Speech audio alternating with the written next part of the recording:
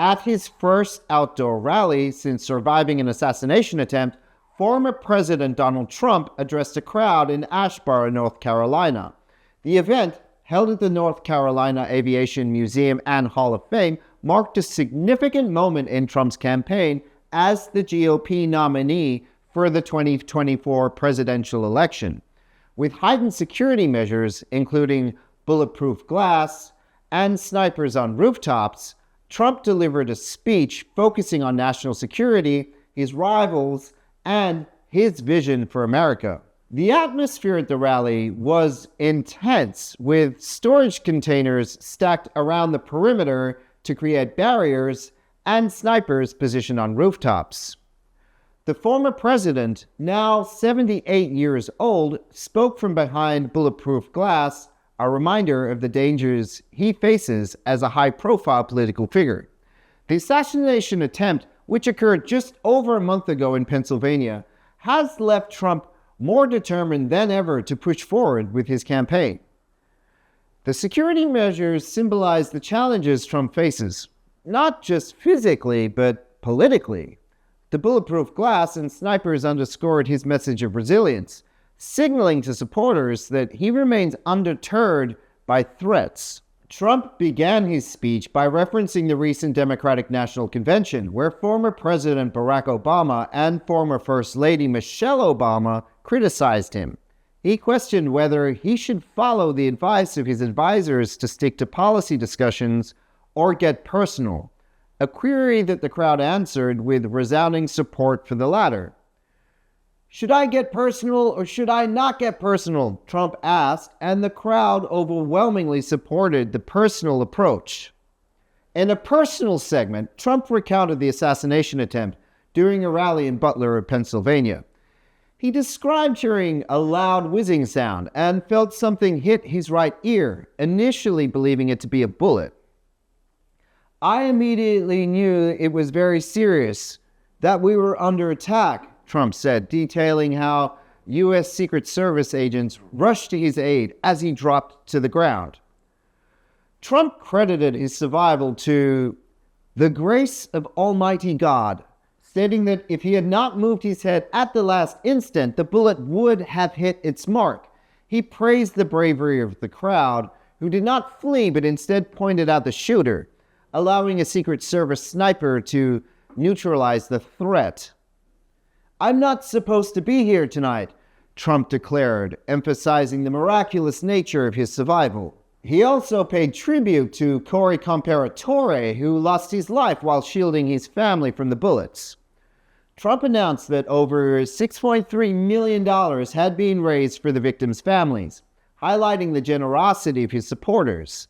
This moment of empathy served to connect with his audience on a deeper level, reinforcing the idea that Trump's campaign is more than just about politics.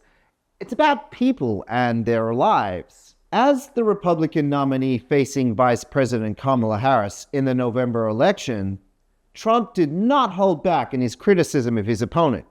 He labeled Harris as the most radical left person to run for high political office in our country, and warned that her election would lead to the destruction of America as we know it.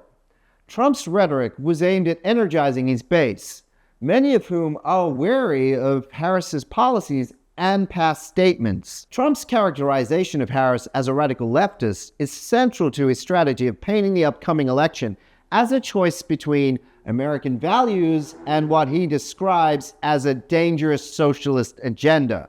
He argued that Harris's policies would lead to the country's downfall, suggesting that her approach to governance would dismantle the very fabric of American society.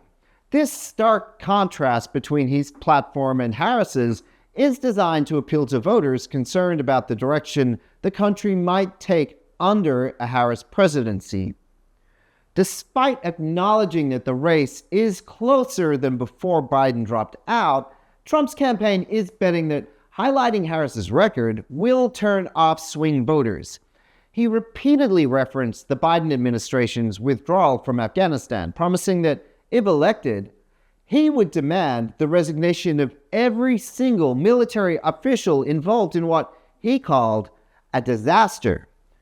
Trump also reiterated his commitment to removing critical race theory and transgender insanity from the U.S. Armed Forces, vowing to return the military's focus to defeating America's enemies. This pledge is part of a broader narrative that seeks to restore what Trump describes as traditional military values, distancing it from what he sees as politically motivated changes during the Biden administration. In his speech, Trump laid out a sweeping populist agenda with a particular focus on immigration and national security.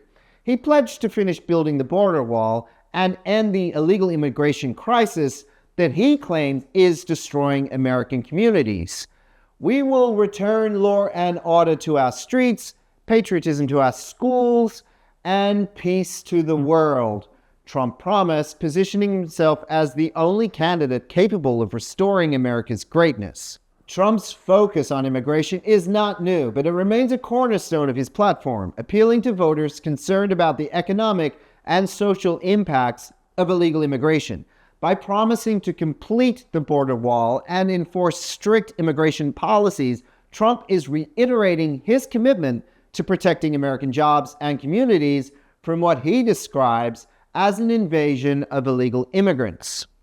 Trump also criticized the current administration's economic policies, particularly the rising inflation and the Green New Deal, which he labeled a scam. He vowed to bring down energy costs, lower taxes, and reduce the national debt, all while making America energy dominant again. This populist economic agenda is designed to resonate with working-class voters who have felt the pinch of rising costs and economic uncertainty under the current administration. His promises to slash energy costs and reduce taxes are particularly aimed at voters who feel left behind by the economic policies of the Biden administration. Trump's narrative is one of restoration, returning to a time when the U.S. was, in his view, economically stronger and more self-sufficient. The speech reached its emotional peak when Trump spoke about the assassination attempt and the outpouring of love and support he received from his supporters. He described the moment he realized he had been shot, the fear that gripped the crowd, and the overwhelming sense of gratitude he felt towards those who stood by him. For the rest of my life, I will be grateful for the love shown by that giant audience of patriots that stood bravely on that fateful evening in Pennsylvania, Trump said, his voice filled with emotion. He also paid homage to the fallen and injured, leading the crowd in a moment of silence for Corey Comparatore. The rally in North Carolina marked a pivotal moment in the 2024 campaign, not just for Trump, but for the GOP as a whole. It was a demonstration of strength and resolve, a clear message that despite the assassination attempt and the political challenges he faces, Trump remains a dominant force in American politics. As the election draws closer, events like this rally will become even more critical as Trump seeks to galvanize his supporters and win over undecided voters. Trump's ability to connect with his audience on both a personal and political level has always been one of his greatest strengths.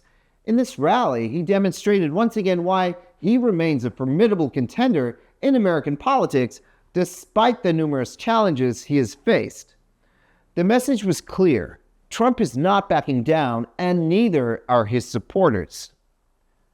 We will be following these developments and more, so stay tuned for the latest updates.